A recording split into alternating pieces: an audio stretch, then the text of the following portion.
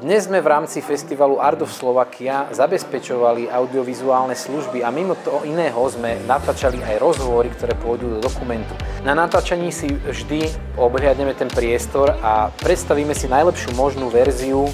Keby som si predstavil film, ako by vyzeral na tomto priestore, tak s danými svetlami sa snažím pracovať tak, ako keby som robil pre Hollywood. To znamená, aj s týmto priestorom som robil to najlepšie, čo sa dalo, aby herci, alebo teda daní respondenti vyzneli v podobnom svetle, ako môžete teraz vidieť na mne, čo najlepšie na obraze. Predtým sme tu mali takéto osvetlenie, ktoré vyplňa celý priestor a ten nepôsobí plasticky, ale plocho.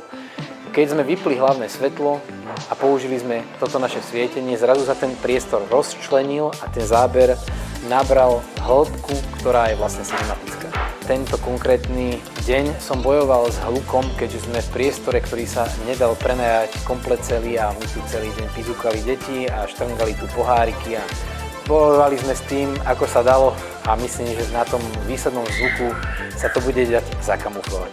Dnešok bol naplnený zaujímavými ľuďmi a úžasnými osobnostiami. Som veľmi rád, že som tu mohol pôsobiť a prídem aj na ďalší ročník Art of Slovakia.